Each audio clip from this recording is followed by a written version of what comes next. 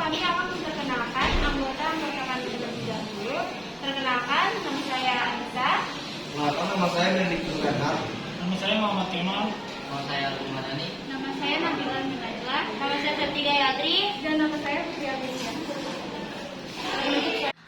Globalisasi politik merupakan proses di mana tugas pembuatan kebijakan telah beralih dari pemerintahan nasional menuju pada organisasi internasional. Globalisasi dalam bidang politik ini ditandai dengan munculnya perkembangan dan nilai demokrasi di mana masyarakat itu ikut andil dalam kehidupan menciptakan suasana demokratis secara bersama dengan lebih baik. Sedangkan gejala globalisasi di dalam bidang politik adalah sebuah gejala politik seperti kebijakan nasional suatu negara yang menjadi isu-isu global.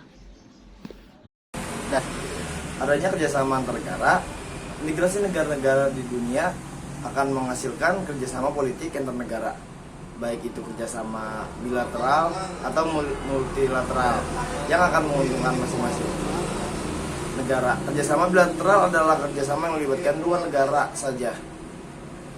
Sedangkan kerjasama multilateral adalah kerjasama yang bersifat global. Tujuan kerjasama ini adalah untuk menjaga perdamaian dan keamanan dunia. Organisasi internasional UNICEF di Indonesia dan memiliki hubungan kerjasama dengan pemerintah Indonesia karena hal tersebut dapat terrasakan adanya politik dari pemerintah Indonesia itu sendiri yang kemudian diketahui oleh negara lain. Kebijakan politik tersebut berupa kebijakan politik Indonesia yang bebas.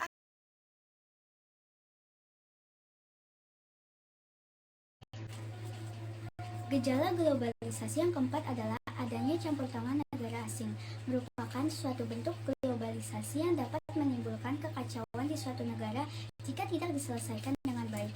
Contohnya, kita bisa melihat di beberapa negara di Timur Tengah yang berperang akibat adanya campur tangan negara lain. Pandangan Indonesia terhadap permasalahan negara tersebut adalah adanya penerapan intervensi yang dilakukan oleh suatu negara terhadap negara lain yang pada umumnya mengatur kedaulatan negara tersebut. Yang keempat adalah hadirnya politik di suatu negara, yaitu Indonesia merupakan negara yang memiliki politik bebas aktif.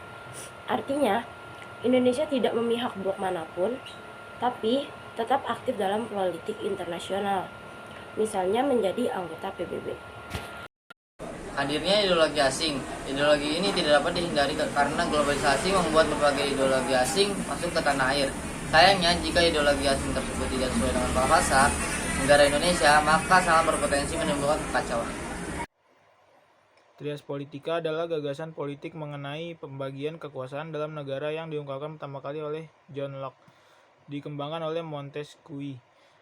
Indonesia menerapkan trias politika yang dikemukakan oleh Montesquieu, tetapi penerapannya tidak absolut karena Indonesia menambahkan kekuasaan eksaminatif di dalamnya. Baik, di sini akan saya menjelaskan meningkatnya masyarakat dalam kesadaran politik dengan cara mengungkapkan pentingnya partisipasi masyarakat dalam mengawal pemilihan kepala daerah atau pilkada sebagai wahana perwujudan kedaulatan rakyat untuk menghasilkan pemerintahan yang demokratis. Sebagai contoh, sosialisasi akan politik antar masyarakat dan lingkungan sosial serta pemerintahan.